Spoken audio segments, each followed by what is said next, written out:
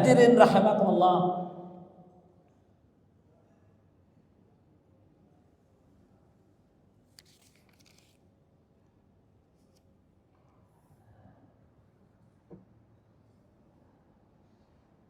Namun di antara ghibah ini, Imam Nawawi menyatakan ada 6 sebab ghibah boleh.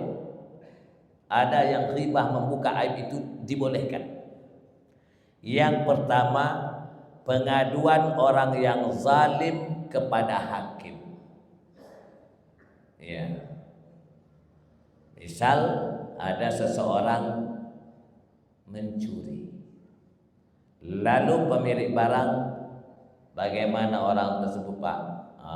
Oh maaf Pak Hakim, riba bagaimana? Betul dia mencurinya, jumlahnya begini. Dia ceritakan, ya supaya hakim bisa menetapkan apa hukumannya atau berapa vonisnya, tanpa tambah dan kurang, boleh.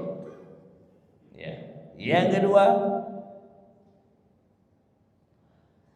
sebagai sarana untuk merubah kemungkaran atau anak-anak durhaka menjadi benar, ya, sarana untuk menghilangkan kemungkaran. Yang ketiga, ketika meminta fatwa,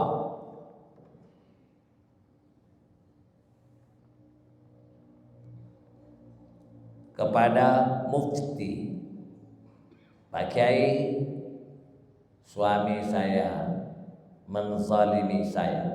Dia ceritakan apa kezaliman, nempeleng, apa nyekik, ya. Jadi bagaimana solusinya? Dia ceritakan aib itu untuk meminta fatwa apa tindakan yang harus saya kerjakan, bahwa setiap hari saya disiksa atau dizalimi oleh suami saya. Yang keempat, mengingatkan orang Islam supaya terlepas dari kemungkaran, ya. Misalnya jangan belajar ilmu dengan dia sebab dia bukan ustadz, bukan kiai, tapi dia dukun. Yang kelima, memberi tahu keburukan atau kefasikan dengan terang-terangan. Misal anak-anak muda digorong-gorong mabuk dia, narkoba, sudah terang-terangan. Maka khawatir anak-anak kita ikut dengan dia, kita katakan, nah jangan dekat dengan anak itu. Nah dia adalah pengedar narkoba dan dia kerjaannya mabuk. Untuk menyelamatkan pemuda-pemuda, generasi dan sebagainya, kita ceritakan aibnya tanpa memfitnahnya, karena dia sudah terang-terangan dan banyak orang tahu pekerjaan dia adalah pengedar narkoba.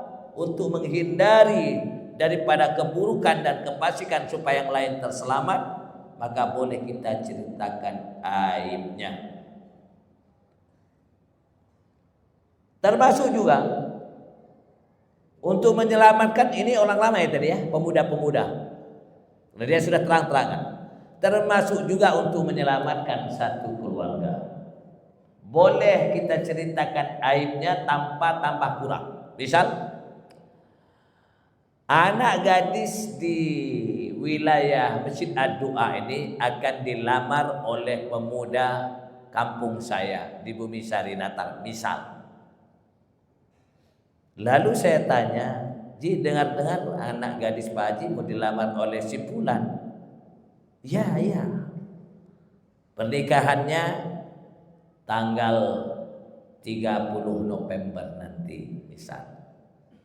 Dan saya tahu tetangga aku ini punya aib. Maaf Pak Haji, tolong dipending, tunda atau dibatalkan, karena pemuda itu lemah syahwat atau impoten. Ya, dan saya tahu karena ada seorang pemuda menghadap saya. Ya, dia anak orang kaya raya. Umur sudah 25 tahun, di banyak orang-orang lain mau, tapi dia terus terang dengan saya kena kecanduan narkoba dahulunya. Lalu dia berobat ke Singapura, ya, kena saraf. Ya. lalu sembuh dan dia tobat dan nasuha, kenal dengan jamaah tabligh. Sehingga masya Allah tahajud jaga. Bapaknya heran, ya. Lebih dahulu dia ke masjid untuk azan, lebih dahulu dia bangun tahajud ketimbang ayahandanya. Namun dia terus terang, Pak Ustaz, katanya, imbas pengaruh narkoba itu bukannya syarat sampai sekarang saya lemah syahwat. Saya katakan kau jangan menikah dulu, berobat dulu. Kalau segi ilmu fikih namanya penyakit ini. Kalau sudah menikah diberi kesempatan 1 tahun untuk berobat, tidak sembuh, maka 2 pilihan: bertahan dengan kesabaran, dengan impotennya, lemah syahwatnya, atau wanita tadi ada hak gugat cerai ke pengadilan. Nah, ketika saya tahu dari dia sumbernya langsung, tunda, dia punya penyakit lemah syahwat, dia masih proses berobat. Yang kedua, dia punya penyakit ayan. Karena ini akan merusak sakinah mawaddah warahmah tanpa tambah kurang, dan tidak boleh disebarluaskan. Termasuk keluarga ini. Kenapa dibatalkan pernikahan? Ya, belum jodoh, titik. Untuk menyelamatkan seorang gadis kita boleh menceritakan aibnya.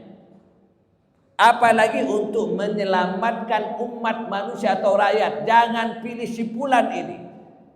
Apakah dia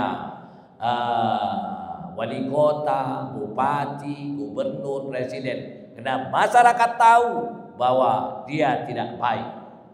Dan ketidakbaiknya itu bukan hoax,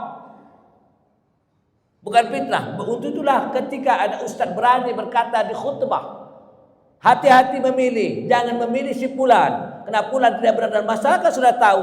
Untuk menyelamatkan satu orang gadis saja boleh membuka aibnya, apalagi untuk menyelamatkan rakyat se-Indonesia ini. Ya. Lanjut lagi, dibolehkannya membuka aib hanya sekedar untuk mengenalkannya saja, tanpa maksud untuk mengolok-olok. Yang mana orang itu yang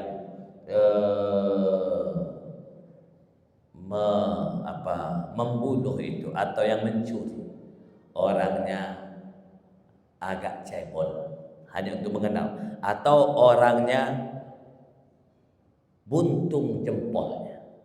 Kita ceritakan sebagai pengenalan bahwa ciri-ciri khasnya dia buntung jempol. Maka hadirin Allah, sekarang solusi